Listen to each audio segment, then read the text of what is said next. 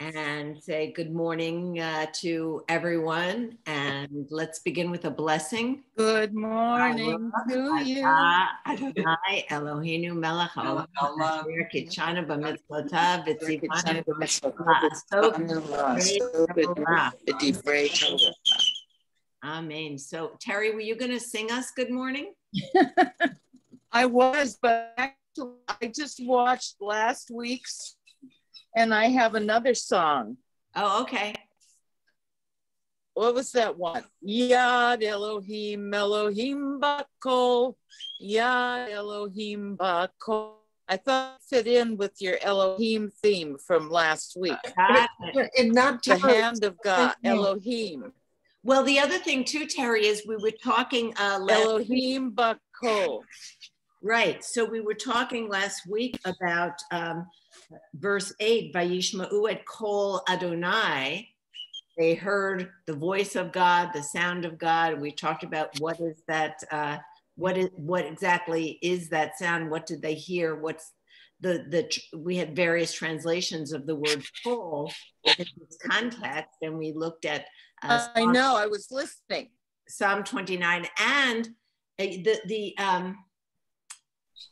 the song that you're singing, Yad Elohim Ba Kol or Bat Kol?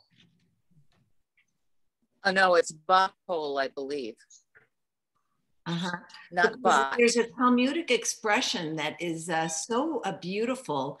It's Bat Kol, Bat as in Bat Mitzvah. Bat Kol is the daughter of a voice.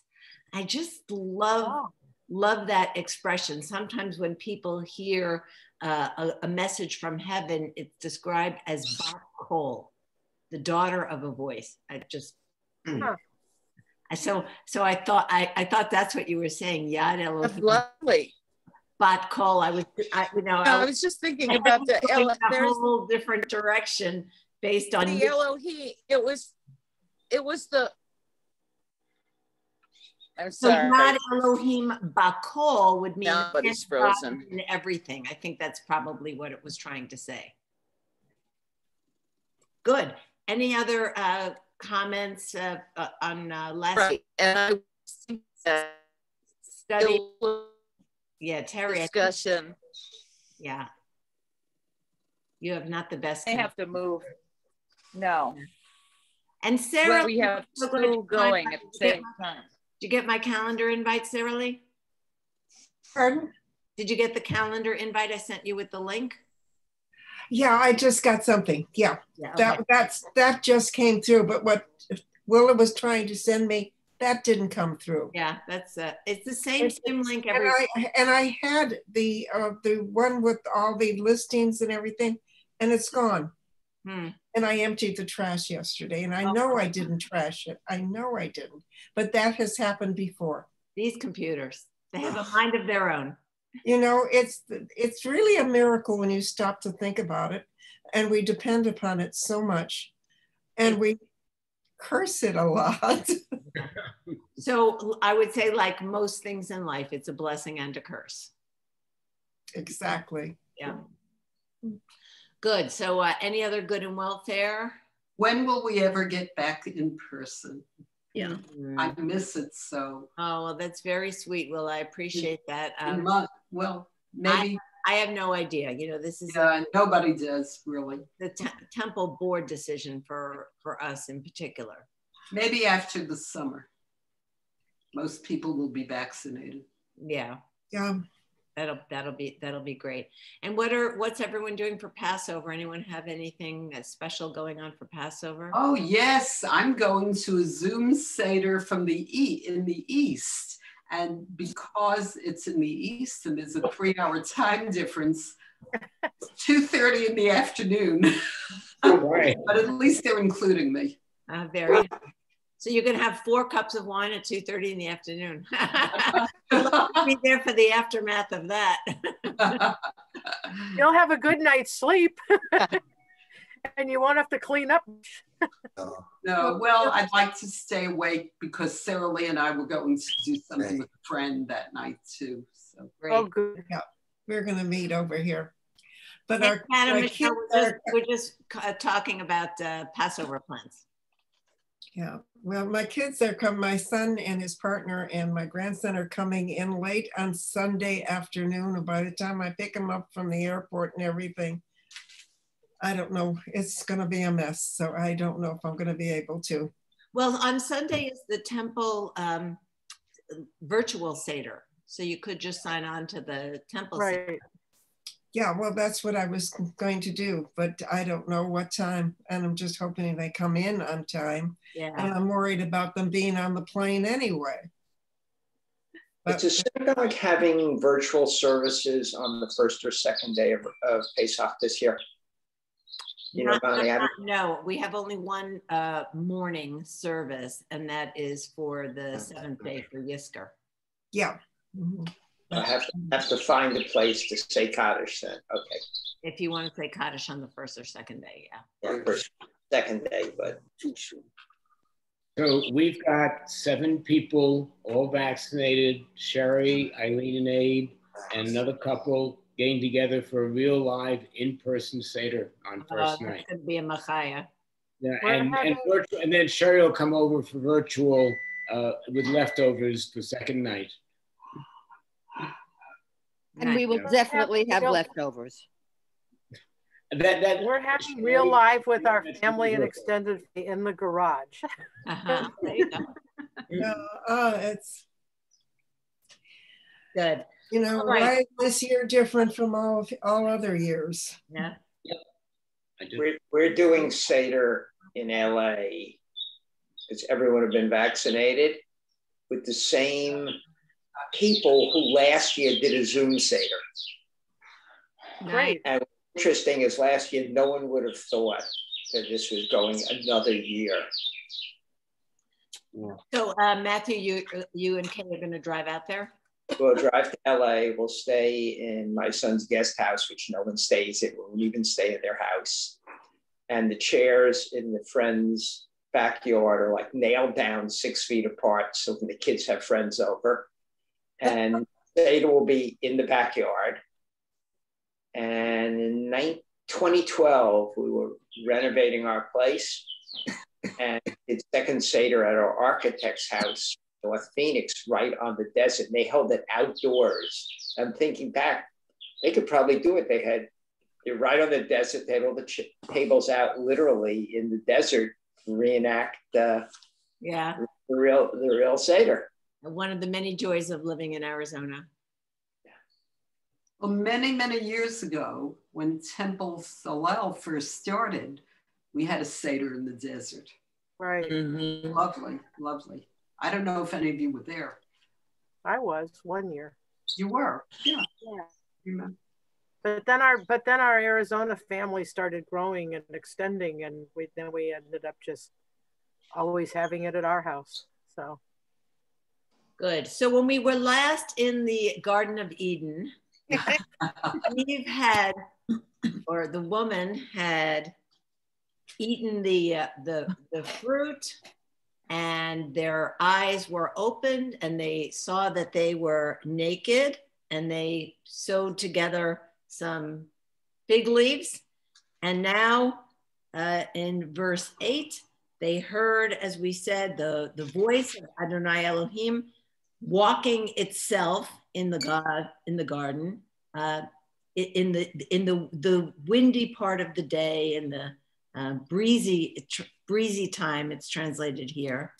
And they hid themselves, the man and his woman, from the presence of Adonai Elohim in the middle of the fruit of the garden, the tree of the garden.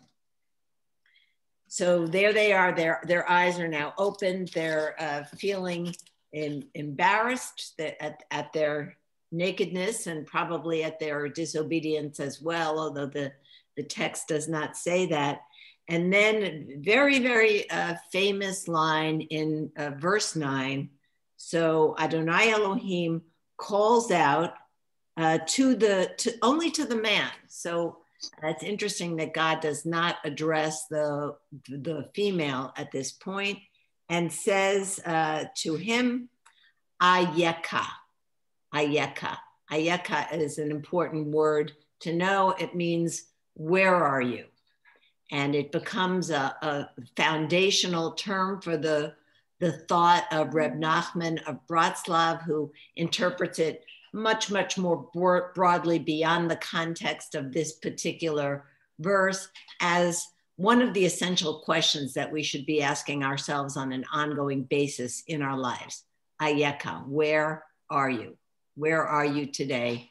Where are you in this moment? And Felix, I see you shaking your head. What do you? Oh, I keep resonating on that. That's so meaningful to me in terms of as a person, where do we stand? What are we willing to be accountable for, to stand up for, to fight for, really? That's certainly one way of understanding Ayeka. Where are you in relationship to a particular issue and your responsibility for that issue? Yeah. The Eitz Chaim commentary says God's question means, have you changed? Have you regretted what you did?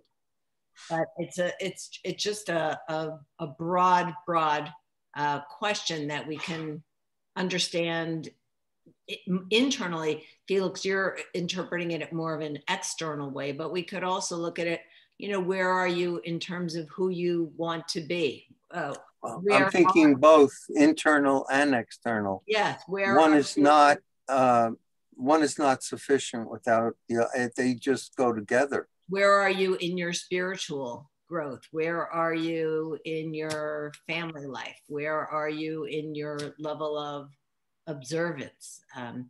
And where are you? I think the implication of that question is, and where are you going? Where are you? If we think about it in a physical sense, you can only be pointing in one direction at a time. So where we are implies where are we facing, which is where are we going? And it's interesting. So the verb for the noun and the verb teshuvah, lashuv, is to turn. So that's the essential process of teshuvah, is turning and facing in a different direction. Yeah. And is not God asking Adam to speak, signaling that it's important to make a declaration to the world on some level, because God certainly knows the answer. He doesn't need Adam to say it. Yes. But he needs Adam to hear himself proclaim it out loud. That's exactly right. It's clearly a rhetorical question on God's part.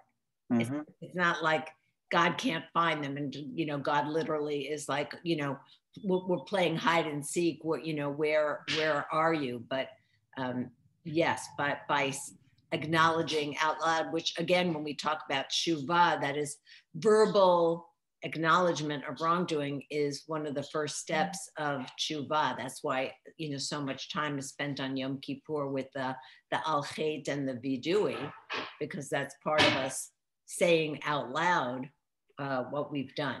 Yeah, Barry K. One of the things, I may be going ahead a little bit, but one of the things that really bothers me is that one of my pet peeves is people not owning up to errors of either errors of omission or errors of commission, because God says to Adam, what's going on here? And you ate from the tree, and God says, hey, it wasn't me, it was her. She made me do it. And he turns to Eve and says, hey, I told you not to eat from the tree. Hey, it wasn't me, it was the snake. And this might be the first, not might be, it's the first example of people really not owning up to their errors of, in this case, errors of commission. And it's as I said, it's a pet peeve of mine. And I guess it goes back to the beginning of time. And Barry, that's why we should really love snakes, because the snake doesn't try to put it on anyone else. Not an error of omission. It's a decision that they make. And so you're pointing out, though, that our natural instinct to not take responsibility. Right, but they make decisions, clearly. She makes a decision to eat the apple and she gives it to the man, and he does too. Clearly it's an error of commission, but I'm also upset by errors of omission also. Own up to it. You did it. God certainly knows you did it. Right. So, what you're pointing out, Barry, is a very natural human tendency that I think we all have likely experienced, that when we feel embarrassed and we know we did something wrong, it's hard to say that. I'll just tell you a funny example. Yesterday, we had some of the grandkids over, and one of them may or may not have passed gas. And the parent said, "Did you just fart?" And the grandchild said, "No." And the parent said, "Are you lying?" So it's from that young of an age, just the denial of responsibility. It's, our egos are very fragile and we don't want to admit when we've done wrong. And also, I think God has some responsibility here too. He set the whole thing up, expecting. He was enticing them. If he's all knowing, he did this deliberately because he wanted them to do that. So temptation is out there. There's lots of temptation that we all face every day. And I think this also is just a paradigmatic example of that. And placing that tree in the center makes such a focal point. You couldn't avoid seeing it wherever you were. So that temptation was just a constant. So I think, Sarah Lee, we can expand what you're saying for the metaphoric prevalence of temptation in our lives. But I think the takeaway, to go back to what Owen was saying earlier, is that just because the temptation is there and it's strong does not absolve us of the responsibility to resist it. And that's, we talk about the Yetzer HaTov and the Yetzer Hara, and that we build up our Yetzer HaTov every time we resist temptation, and we build up our Yetzer Hara every time we give in to that temptation. And we get a lot of practice making small decisions on a daily basis as to which voice we're going to listen to, so that when we face those big decisions, we have the moral courage to choose to do the right thing. But I don't know that you can blame the temptation for the fact that we succumb to it. Yeah. I think that's one of the big takeaways. And I see Leanne shaking her head to that one. You agree? I agree. Yeah. Good. I want to just point out randomly that the first word of this verse 9, Vayikra, was the same as the name of last week's Parsha. So Likro is to call Vayikra. So in our weekly Torah reading, we just started the book of Leviticus, which you all are subject matter experts on now, Vayikra, and he called. I wanted to say also about this Ayeka. There is a contemporary organization that represents Jews of color that is called Ayeka. So they took their name from this verse, kind of to ask, where are the Jews of color in our community? Just another way of understanding this idea of where are you? Where are you? And when we ask, where are you? The flip side of that is also, and who's missing? Who is not there? Where are you, and who's with you, and who is not with you? And I think that's where that group, I imagine that was the thought process when they were naming their group. Yeah, Terry? It occurs to me that in the modern vernacular, the term "where are you" has a much more metaphysical meaning. I mean, we use that all the time. We say, "So, how you doing? Where are you today? What's your state of being?" It's not, and I don't know that that's has any relevance at all, but it's another way in a modern sense to understand the question. So, maybe God is asking something very different. Maybe God is asking, you've done all this stuff has just happened. So where are you now? Yeah, I think that's a good way of looking at it. In Hebrew, we say ma shlomcha. That's right, but that's a much more generic "how are you?" But we use that. Go ahead. We say, oh God, you said it, but I just heard it. I'm not there yet. I don't have that understanding yet. Where are you? I'm not there. I'm so I think there's another way. I don't know. Blah, blah, blah. The reason I brought up ma shlomcha is because I think that does capture the sense of what you're saying. Shalom, we know, comes from the root shalem, to be whole. So where are you feeling whole? Where is yeah, that's true. That's true. I see that now. Yeah. That's what I was thinking. I see. Yeah. The shalem. Yeah. Yes. David had a hand up. At this point, it becomes a question to me, which God do you believe in? Because we've been taken from a God that's universal, built the universe from paramecium to mammoths and everything in between, who knows everything, builds man in his image. And now we have a God whose name is emotions, who sets traps, who's more human than God. So which one is God? And for me, it really comes down to which way do I follow? Do I look to a universality where God is in everything? Or am I looking for a personal relationship? And I don't see how I can square the both of them together. And this has been a constant little problem. And as for Mam Shlomcha and Mam Shlomech, the answer is Beseder. I'm good. What about you?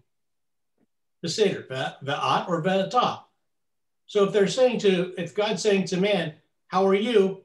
Man's answer should be, I'm okay. What about you? Are you okay? Because you've set up this paradox. And we all have to live with it. Right. So God doesn't say Ma Shlomcha. God says, I know. I'm just, it's a way of looking back at it and just saying, if God's saying, where are you? Man's going, I'm here. You set me up. Where are you at? Yeah, right. So the other thing to respond to, Felix, just 1 second.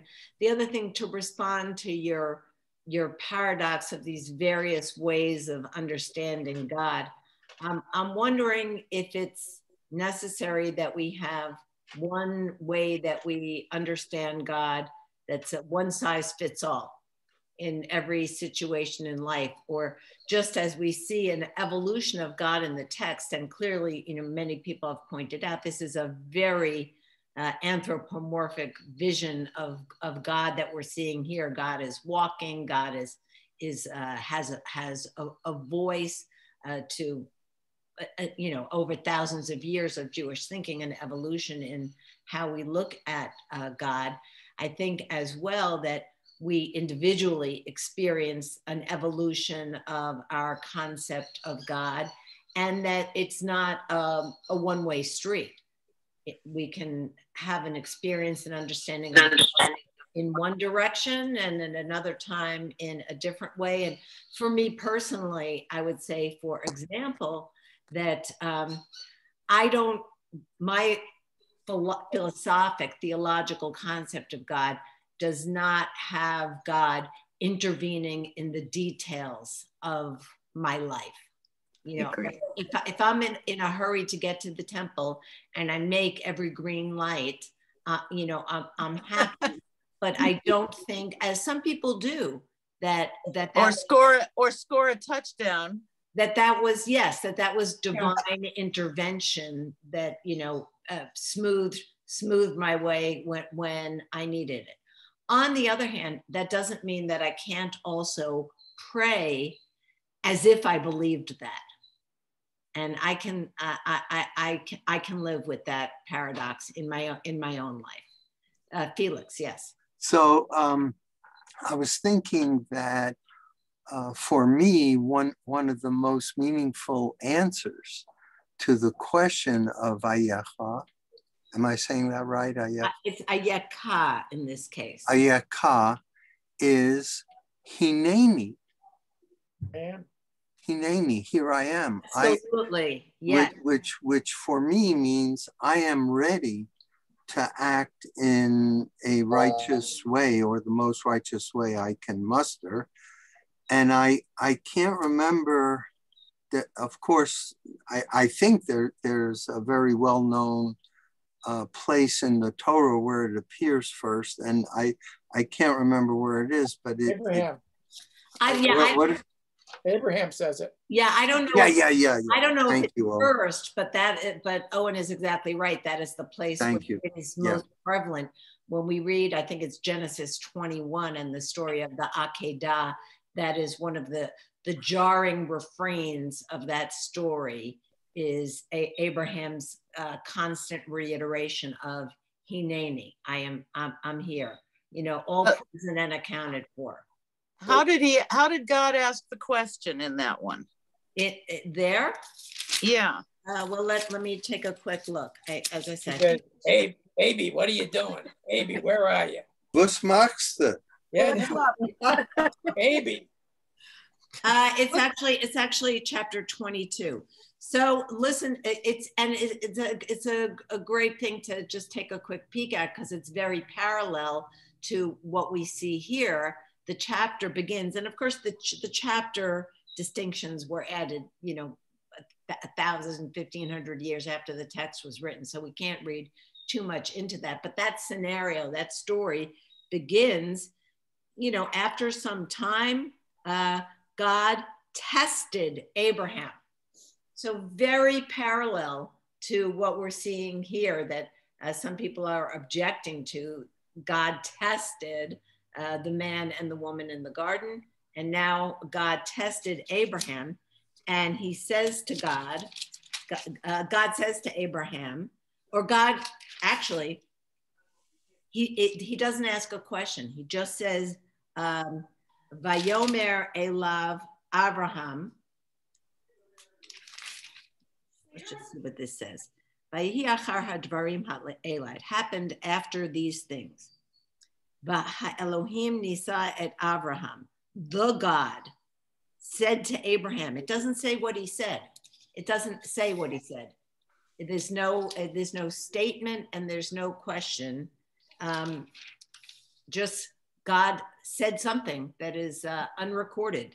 Vayomer Elav Abraham, and Abraham said to him, and Abraham said, the word said is repeated again, Hineni.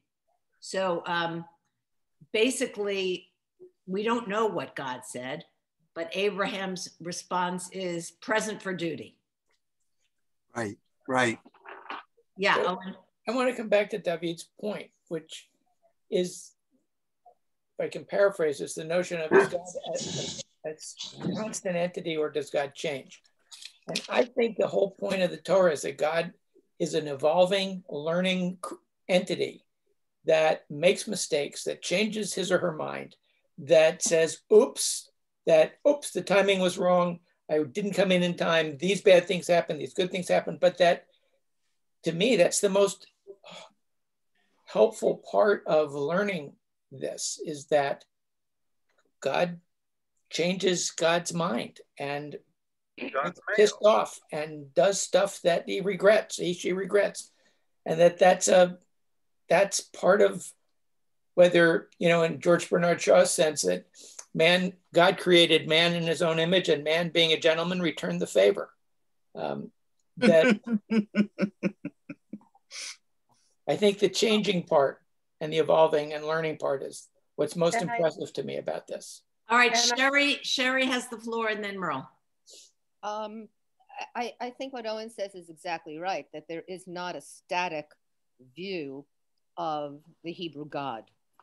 That just as man evolves, so does God. And we are made in his image. He is, it makes perfect sense. So the notion of this immutable God who never makes a mistake, who always knows everything, is a very anthropomorphic desire, but not reality. Yeah, that's a great point too, is, we wish for stability. We just stop the world, I want to get off. We want things to stay the same. Change is hard for many people to deal with. And yet we can't make time stop. Yeah, Merle? I was thinking of what Owen and what Sherry just said, that I think all these persons and incidences were created for us to learn from, and to learn that things aren't always static. I mean, it's not going to be the same from one day to the next, and stuff happens, and this is how we have to learn to deal with it. It's, I mean, because we theoretically read Torah from beginning to end every year, we're supposed to learn that however we live our lives, there might be consequences, and it's not going to explain the exact consequences, but it's supposed to make us realize how we're supposed to live and what we're supposed to do with ourselves. It can't be exact. Where are you? Right. All right, so moving on, verse 10. So the ball is now in the man's court. But before we move off of verse 9, any thoughts on why it's only the man who is addressed and not the woman? My guess is the man was the one who was originally given the prohibition directly, so he's the one who is being held accountable. But any other ideas? No, so that just seems to make sense. Oh, and you are muted. I thank you. So, but God, I imagine God saying, "I will get to her later. I got to start with one of them." So here's the man's answer. Vayomer, he said, "Et kolcha shamati bagan." I heard your voice in the garden. Va'ira. And so yirah, this is a word we've discussed many, many, many times. It's translated as both fear and awe. Yireh Adonai, are those God-fearers, or are those who are in awe of God? The term has both meanings. It's translated here as I was afraid. And that seems to make more sense in context. He knows he's done something he wasn't supposed to do, and he's afraid of being held accountable. He's afraid of what's going to happen. But it's interesting. He doesn't say, I was afraid of punishment. He says, Va'ira ki, because erom anochi, I was naked and I hid. That makes sense. In effect, Adam is saying, I was naked. I was suddenly completely vulnerable. I was exposed. Exposed. So naked, not so much in a physical sense, but I was exposed for who I am and what I did. And even say I was embarrassed. Yeah, there's no. You would think that it would say he was embarrassed, he was ashamed. But it doesn't. He was afraid because he was naked. It's almost to me, I mean, when we say, naked in the sense that Becca is saying exposed, it makes a lot of sense. If you take it more literally, then to me, it's like still evading responsibility. That wasn't the problem. The problem wasn't that he was naked. The problem was that he did exactly what he was told not to do, and he was ashamed about that. Now, was your grandson ashamed when he lied about farting, or what? You know, it's the same thing. Well, first of all, I didn't say grandson because I'm trying to protect. I thought you did. The identity of the farter. I said the unknown. What is it? Who's the lawyer here, Lisa? What do you say when somebody, you can't say that they've been convicted? What's the, when they've been accused, but what's alleged? The alleged farter. The alleged perpetrator. The alleged perpetrator. We don't know, but presumably the child. If we always just say the dog did it. But at the same time, he doesn't just say, "Here I am." Why does he feel he has to amplify? Well, God says, where are you? And where are you? Here I am. Yeah, I'm here. There you go. So he had a guilty conscience. Yeah. So where does conscience come from? Starting to, craft his defense right away. Yeah, you're right. Just like, what do you mean? I'm right here. You're talking to me. What's the problem? But I think you're right, Sarah Lee, that, when we feel guilty, then, we sometimes dig our own hole. Yeah. Oh, yeah. We start trying to defend ourselves. It's always the cover up. It's not the crime. Yeah, there you go. Gosh, ain't that the truth? Oh, yeah. Ain't that the truth? There is nothing as disarming as a heartfelt acceptance of responsibility and apology. Mm-hmm. So what's Hebrew for oops? Yeah, I don't know. Slicha? Slicha is excuse me. Slicha. Oops. Slicha. Right. So I was afraid, let's say. I was afraid. Does anybody have a different translation than I was afraid? I was afraid because I was afraid.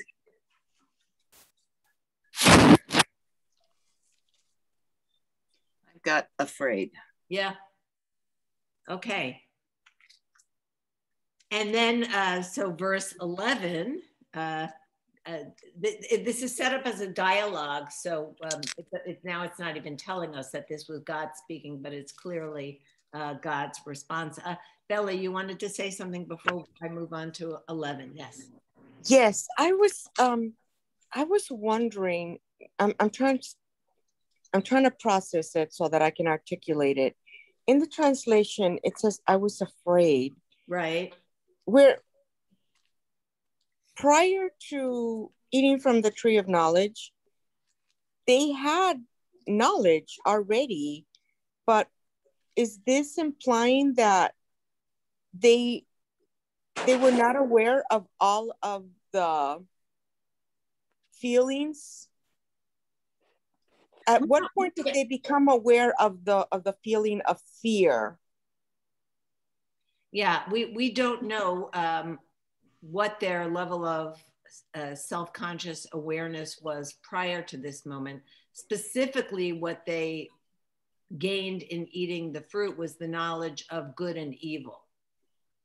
But the presumption in Jewish tradition is that feelings are a product of animal instinct, not an exclusively human capacity.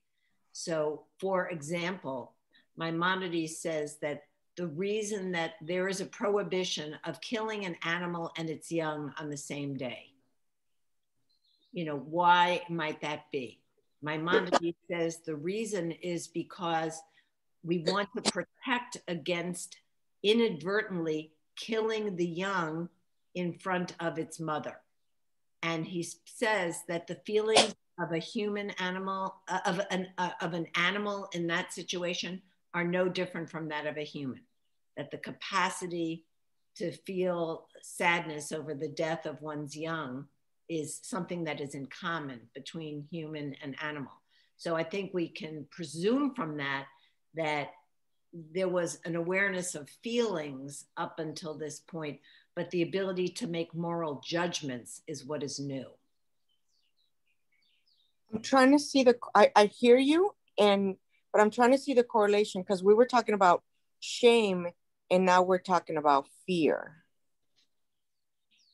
I'm just trying to put it all together in my head. Uh-huh. Thank you, though. This kind of reminds me of, like, at any age, when you do something and you know it's wrong, and you kind of look around to see if anybody saw you do it. That's what all of this whole series of sentences with, I was afraid, I hid myself, the whole thing. It's like, I know I did wrong, and then you like look around to see who saw me do it, and can I get away with this? Yep. So yesterday I saw someone, we have these trash bins and recycling bins on our property. And, it's always a big struggle to get people to properly sort their trash, and then not to overload the bins, or to just leave things sitting around the bins. There's never enough space for those items when you want them. And I was bringing something to the trash bin, and there was a lady who was carrying a perfectly good bathroom shower seat, plastic shower seat with handles, as well as a commode seat, the sorts of equipment you would use if somebody was ill at home. And she was bringing them out to the trash, and she just left them sitting in front of the trash can. They were neither put in the recycling nor in the trash can. And, Merle, I think about what you're saying, because she looked over at her shoulder and she saw that I saw her do it. And I didn't say anything, she didn't say anything, but I definitely could sense that there was a little embarrassment that she had been caught doing something that she knew she shouldn't do.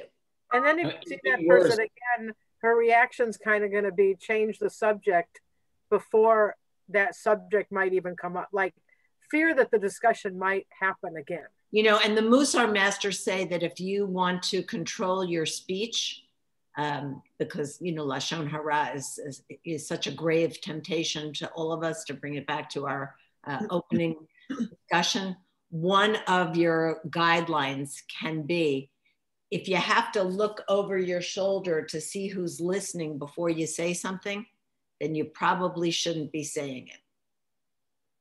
True. I'm just thinking about the poor woman having had to use that equipment for a period of time. There's a point when you want to get rid of it and you really don't care. I mean, just get it out of my house and out of my sight. I totally get that. After my dad passed away, my mom is listening in there on her walk. I see she's out and about in the city. And that was a priority to her after my dad died, was to just... And other people can use that. I know. Yes. That's what I was thinking of. It doesn't sound like a bad thing. No. That it was the place that everybody is going to pass by at some point. Right. And gee, I need that. Her embarrassment was that when you saw her, she was no longer able to commit the mitzvah on the highest level of anonymity. She was now identified as contributing. That is a lovely and generous interpretation. Good one. That's my boy. So, okay. So here's God's response. Vayomer. God said, who told you that you're naked? Who told you were naked? Did you eat from the tree which I commanded you not to eat it? Hamin ha'etz. The Hebrew construct is interesting. It's literally like, from the tree which I told you not to eat of it, did you eat? Like putting him in his place. So again, God, just like, where are you? God knows the answer.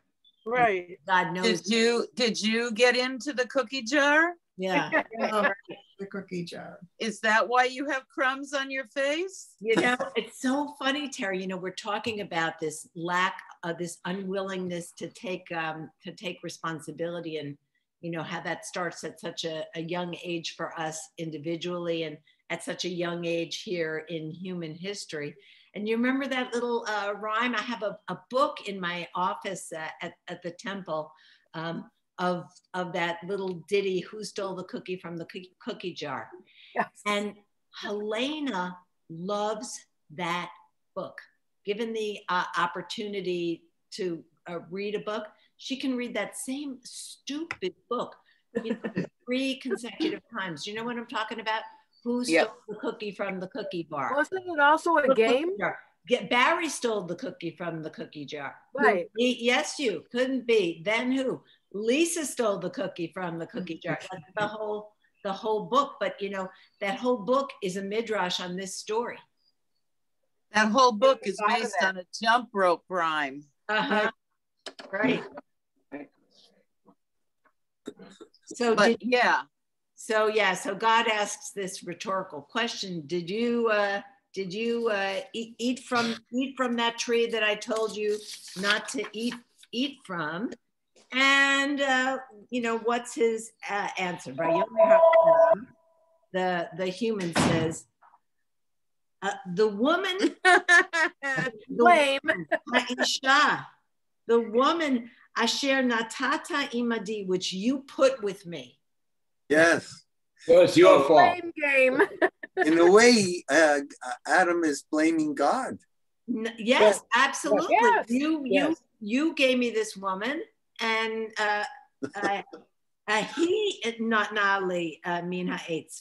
she gave me from the fruit, from the tree, and I ate. Yes, Becca. So I wanted to actually go back one little sentence. It says in here, who God asks, who told you that you were naked? Right. But if you go back to the event in verse 7, the eyes of the two of them were opened and they knew that they were naked. No one told them. So I think there's an inconsistency, is that if we have this omniscient God, God knows that they saw each other and they knew instinctively, intuitively, whatever it is, and yet he's saying, who told you that we're naked? So why the inconsistency? Yeah, so it seems to me God is giving them the opportunity to step up and take responsibility. How did you find this out? What's the source? But they hadn't learned how to lie. Yeah. So this is the Steinsaltz edition. He says, despite all he had learned about good and evil, man had not yet learned how to lie. His response was therefore not distortion of reality. However, it was also not a direct response. Having internalized the serpent's cunning, the man did not respond, yes, or I sinned. Rather, the man said, the woman, etc., made me do this. Not learning how to lie. And yeah, but they're not done passing the blame yet. Right. But, yeah. I see Barry Kipnis and then David. Actually, Owen made my point. Why the human, or Adam, was given a yes or no question. He wasn't asked to give an excuse for doing it. Did you eat from the tree? Yes, no. And he could have stopped there, but immediately from the reading, immediately he decided his best course of action was to come up with an excuse, rather than to flat out just acknowledge it and say, yeah, I'm sorry, I'll never do it again. Well, he does it. The last word is va'achol, and I ate. But he wants God to understand the context that he didn't. Wasn't me, it was her. Yeah, she gave it to me. The woman you gave me, the woman you put with me. It's your fault. Putting it in God's lap instead of taking the responsibility. David has the floor, and then Robin. Okay, I think Becca made my point. When I said, where's this coming from? Because if God created everything and man's created, and Lilith, or woman, since we said God might have the duality of masculine and feminine, created everything, and we are in God's image. And the God's name shows that God has emotions. So when does man learn about good and evil? Well, the knowledge had to come from within. The same kind of knowledge that God would have had. But we've also said earlier today that God learns and changes and evolves. Are you implying that God has fear in himself or herself or itself? Does God in itself feel guilt? Then how do you explain the Noah story or the Holocaust? Does God feel guilt when he takes families, people from your family? I mean, you're taking God and taking him out of Shema Yisrael, there is one God, and reducing God with some of these explanations. But that goes back to the universal, which may not be of any interaction. So I'm back in that same puzzle again.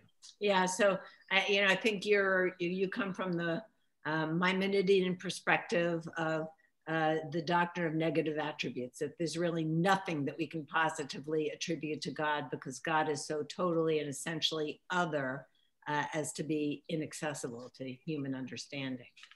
Robin, you had something?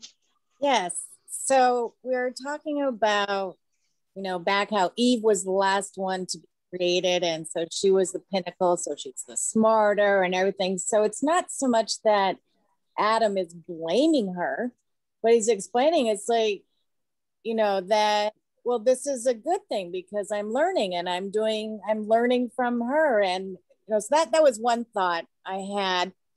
The other is taking a step back on the other verse where Eve takes the fruit, or the woman takes the fruit and then later gives it to Adam.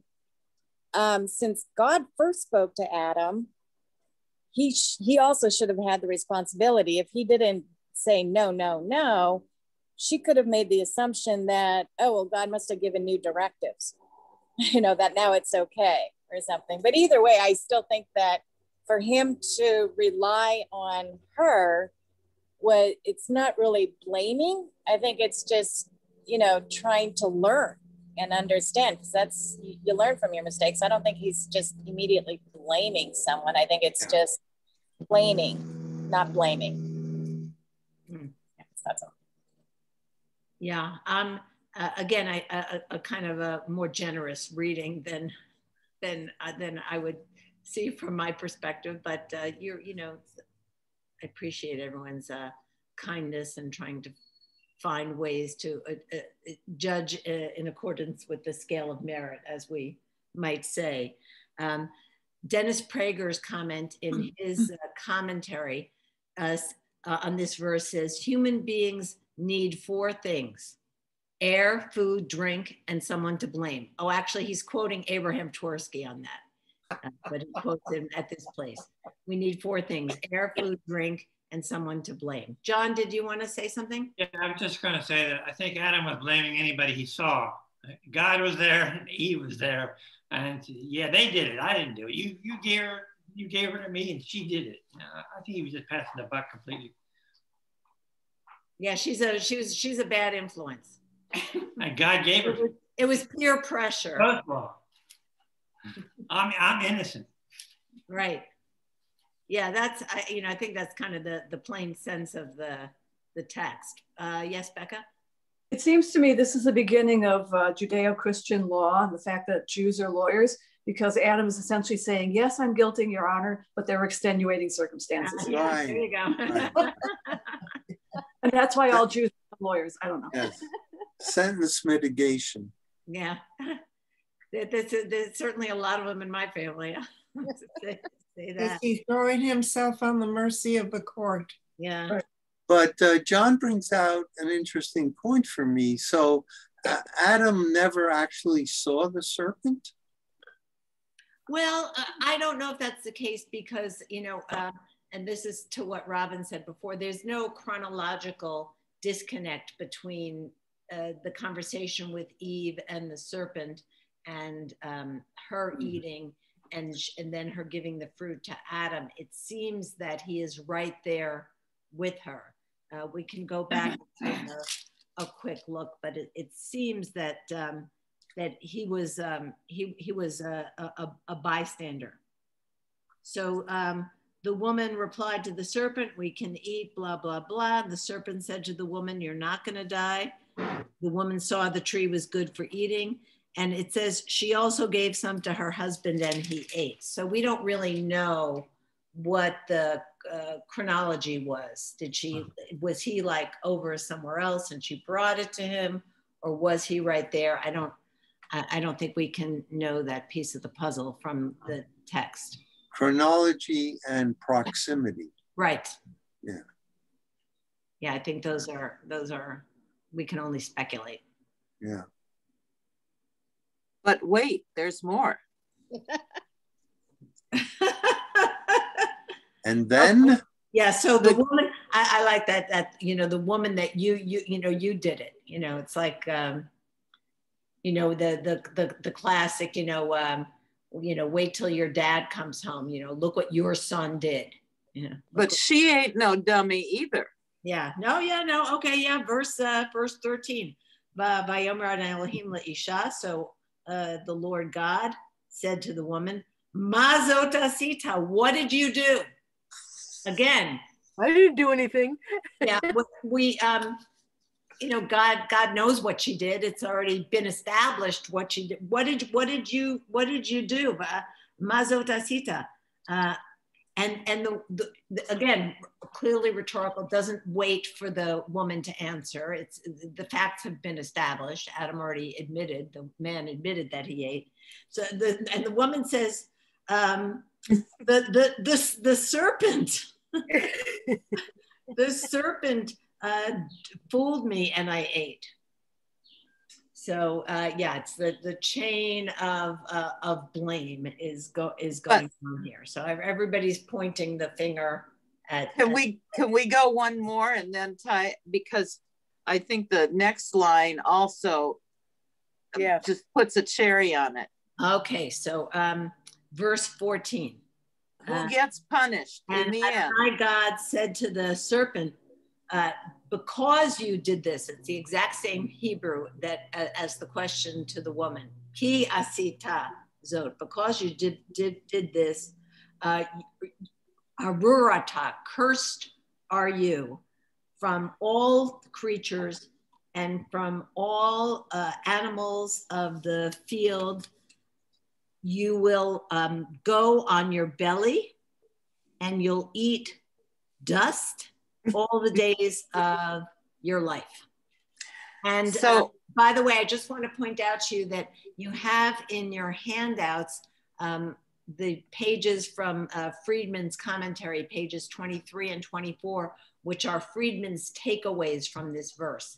And I'll let Terry kind of wrap it up and put the cherry on it, but we'll start off next time then with what Friedman has to say as his takeaways. And just a random fact before I turn it back to Terry. So al gechoncha telech, you'll go on your belly. The word gachon, the letter vav in the word gachon later on in Leviticus is the middle letter of the entire Torah.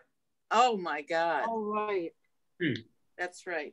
Yeah. I was just thinking about the chain of blame, and that God in the end decides to take out his anger on the lowliest of the ones. Maybe he is the instigator, but God does not continue necessarily. Well, he does blame them too, but the first one to get it. And it reminded me of my mother's story. It's a good place to end, I think. She had two sisters. And when something would happen in the house, who stole the cookies from the cookie jar? My grandmother would line the three girls up, and she would wind up her arm and she would go to slap. But she only had one slap. So it was whoever was left standing got hit, which was my Aunt Shirley, the middle one, who always was the slowest to get down. and she always got the hit. So I think this is sort of the same story. This is the snake was the one who initially took the wrath of God. Yeah, it reminds me of, you know, all those army scenes of, you know, I need a volunteer. Everybody takes a step back. Right, except one yes. Yes, the snake could not speak for himself as eloquently. Yeah, in the army we use the expression voluntold. All right, I saw one more hand, I think. No, okay, good. Well, I wish everybody a Chag Sameach, and I just want to look at the calendar because I think we're not meeting next week because it's Yontif. Or the week after. Is that right? Or the week after. So, or the 11th. Oh my goodness, April 18th. You have plenty of time to study Friedman between now and April 18th. So, of course, I hope to see you in other contexts before then. Oseh shalom bimromav. Huya aseh shalom. Alein Israel Yamru. Amen. Amen. Everybody have a joyous and a meaningful Pesach. Azizim Pesach.